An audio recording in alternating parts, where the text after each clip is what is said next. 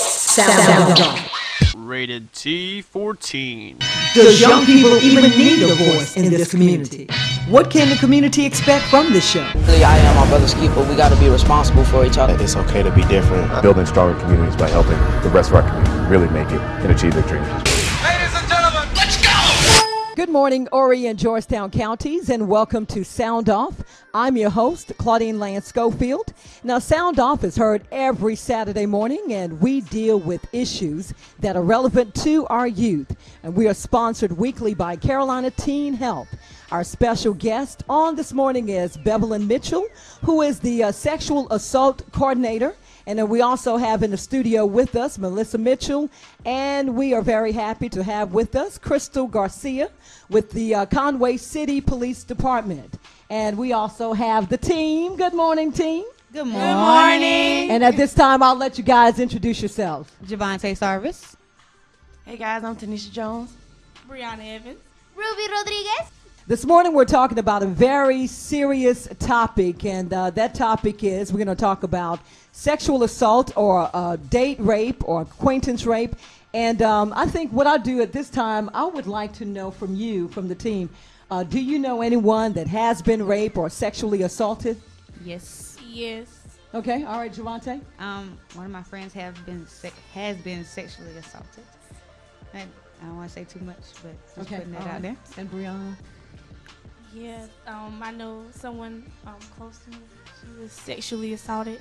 Okay, and you know what? Let's not assume that people know exactly what we're talking about because, you know, when I think of date, then I think of rape. I think of date as you going out, you're hanging out, as something probably consensual in terms of you might be going to the movies. But I'm going to bring in Mrs. Mitchell, and I want her to tell us the difference between acquaintance rape or date rape and how, I mean, when we talk about, for the people out there listening, they're thinking, okay, if they're on a date, why would they call it rape? So if you could just kind of, you know, give us some information on that. Well, thanks for having me. First of all, I want to say date rape is that individual who actually knows someone. So you call it date rape, yes, but it's actually being connected with somebody that you know. And most of these assaults that happen with someone, you know, who's known by the victim. Okay, all right. And when you talk about acquaintance rape, that may be someone that that you met in a social type setting. It may not necessarily be someone that's in a group that you hang out with all the time, but you know, nevertheless, it's someone that knows someone that know you, even through school or church or whatever the situation may be. Okay, so you know that brings me to the point. What is the likelihood, since we're talking about the word acquaintance, and what is the likelihood of someone that's actually been sexually assaulted? What's the likelihood? And I'll go to you, Officer Garcia. Is that reported? Is that something that you guys get across your desk in terms of people, you know, telling you what happened on a date? Oh, wow. It varies. There's some people that do report it, and, you know, I'm sure there's many that don't. And I've had people that didn't want it written in writing, any documentation about it, but did want to let us know, but didn't want to prosecute. So there's a wide variety of both. Okay, before we came on, I know you guys had several things that you wanted to ask, so I'll give you the opportunity. What about you, Ruby? What's your take on this? Do you think a person should fear being violated because of the way he or she is dressed? That's a very good question, and I'm glad you asked that question because today we can educate our community about, you know, that. No, just because someone dresses a certain way doesn't give anybody the right to violate them in any kind of way. I'll use the example that I could be walking down the street in Conway, you know, naked, but that gives no one the right to put their hands on me and violate me in any kind of way. So when you talk about the way a person dresses, no, it should not have any bearing on the fact that somebody's raped. And I hear that all the time. Matter of fact, I mentioned to someone that we would be talking about sexual assault or date rape, and unfortunately, that was a comment. He or she simply said, "Well, sometimes you think people don't bring that upon themselves," and I do agree. I mean, it doesn't matter. Even if someone is dressed inappropriately, it gives no one the right to be raped or be sexually assaulted. Brianna, did you have something you wanted to ask? I was just gonna say, like, you know, before you go off to college, a lot of people say, "Oh, be careful when you go out to parties because someone might slip something in your drink or anything." And does it happen a lot? It happens. Unfortunately, it happens a lot more than any of us would like to think that it does. And that's one of the things that we encourage, you know, anybody, not just someone who goes out to who's going away to college, but we encourage that individual who may be out having a good time with friends, that they never leave their drinks unattended, that if someone sends them a drink of any kind, make sure that that drink has not been opened, and just make sure that you're vigilant about, you know, who you're hanging with. Make sure that if you ever leave a drink, never go back to it, and if you have a drink, never ever put it down. Now, that's really good advice, and I think I've been hearing that since I've been in college, which was many, many years ago. But Javante, we were talking about something earlier, and I think you wanted to ask. Do you guys believe that alcohol or drugs play a crucial part, or like list number one in date rape?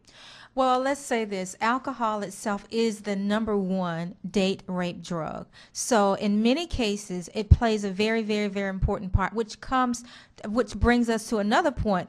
The reason why, you know, individuals do not want to press charges, because they feel like, you know, I have had this drink, or I'm going to be looked upon as being that person who asked for it, but that's not necessarily the case. So if that is the case, then, you know, that needs to still be reported. Okay, I'm sorry. But, you know, that's one of the number one reasons that we see that people are very ambivalent about, you know, reporting this crime. But nevertheless, you know, if you have somebody out there who's victimizing somebody, you know, if they don't report, then that just gives that person the opportunity to continue. And we don't want that. That's what we want to educate the community today. We don't want that. Okay, and that brings me to Officer Garcia.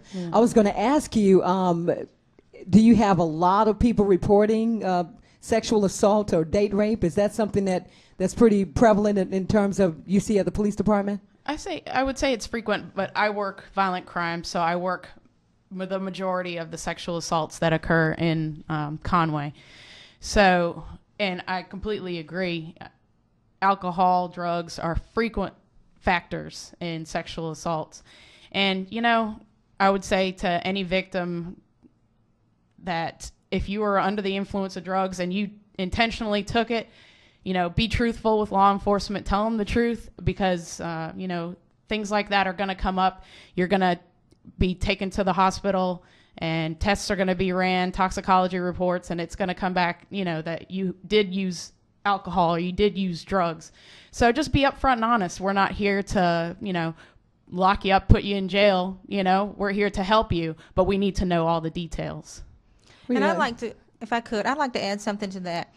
Date rape cannot always be prevented, but there are things that, you know, that can be done, you know, that would deter or, you know, just kind of take away from the fact that, you know, you put yourself at risk. And one of those things is to know the warning signs. And some of the warning signs, even if you have met somebody, because we're talking about acquaintance here, and if you've met somebody who they're that individual who wants to be, you know, just hovering over you all the time, you know, and sometimes, you know, that's a number one sign that, you know, that person wants to have you or isolate you to themselves so that they can perpetrate. So that's one of the things that needs to be mindful too as well. You know, I'm sitting here thinking, and you know, what's probably a little scary is the fact that what if you have this individual, and be it male or female, no warning sign, probably the nicest guy or nicest young lady. You go out to the movies, he takes you to dinner, and then all of a sudden, no should mean no, but it doesn't mean no. And you end up with a Dr. Jekyll, Mr. Hyde. I mean, you know, I'm just saying that what advice would you give a young lady? Or, because I think we talked earlier, are males raped? Sexually assaulted. I mean, we think it's females. Let's talk about that a little bit. 1 in 6. But let me add to this. All date rapists are not psychopathic people. You know, they're individuals who look like you and I. Right. You know, but we have to understand that date rape or any kind of rape is about power and control. So that's one of the things that we need to touch on as well. When we start talking about you know, somebody, you know, towering over you or just making you feel uncomfortable or encourage or coercing you into doing something that you don't want, it's still rape no matter how you look at it. So that's one of the things that really needs to be brought out as well. Okay. Absolutely. I think what I've learned is that it's not about sexual arousal at all. It's about power and control. Wow. So, I mean, what advice would you give a parent then, or parents, I mean, in terms of, you know, I think it's our responsibility to make sure that we know who our young people are hanging out with, but what is some of the advice as from law enforcement standpoint? Well, just like she said, it can be anybody, and the situation can change like that. And, you know, I would just, if it was my child, I would want her to carry some pepper spray, or, you know, make sure she's in tune to how she's feeling, and make it clear to the guy or girl that, you know, she's engaged with. You know, no, this, I'm not comfortable with this, or, you know, just something to let that person know that this is not what he or she wants. Okay. Sometimes it can change too, because just like Officer just said, you know, the hostility, you know, doesn't present itself immediately. Things can, you know, change on the drop of a dime, but we have to look at the fact that sometimes these individuals who want to control you, you know, there is a certain amount of hostility going on. So, and that's the hostility toward women. So that's one of the things that moms need to be careful when talking to their young women or to their daughters about, you know, just be mindful of various things that could happen. Listen to your heart. Listen to, you know, what's going on with you. And again, like the officer said, you know, no means no, and leave no gray areas. Right, right. Okay. Did Tanisha, you had something? Okay, I want to know what's the #1 date rape drug that's out there? Well, as I stated a few minutes ago, the #1 legal date rape drug is alcohol, because it's so accessible, it's so easy to get to. Now, there are lots of Rufinols and, you know, the GHB drugs. Those are illegal in the United States. Of course, people do go online and they order them, you know, and they use that against them. But a lot of people are using I would probably rather not say, because I don't want to give anybody in the audience, the listening audience, any ideas. But let's just say that alcohol is the #1 legal date rape at this time. Okay, and it's so accessible to young people. You know, people serve it at their parties. You know, parents, and I've known parents who decide that, you know what, I want my child to be safe. You know, so therefore I'm going to allow this to happen within the home setting. But that's not always a very good idea, because we know that, you know, when parents feed alcohol to young folk, it's a crime, just like rape is. Okay. And when we come back, we're going to talk about, we'll go to Officer Garcia and talk about is date rape or sexual assault a serious issue in Horry County? And then we'll also hear from Melissa Mitchell. Now, you're listening to Sound Off, and we invite you to join this conversation. All you have to do is simply log on to www.wesoundoff.com, and you can be a part of this discussion. 1 in 6 American women are victims of sexual assault. And 1 in 33 are men. About 44% of rape victims are under the age of 18. And 80 are under the age of 30.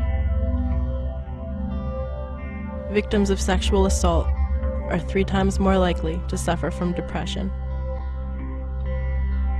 6 times more likely to suffer from post-traumatic stress disorder.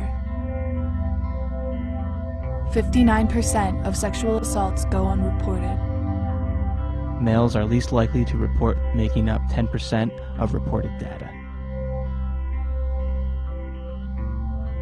Since 1993, sexual assaults have been cut in half based on reported data. But more than half were unreported. Sexual assault victims are 13 times more likely to abuse alcohol. 26 times more likely to abuse drugs.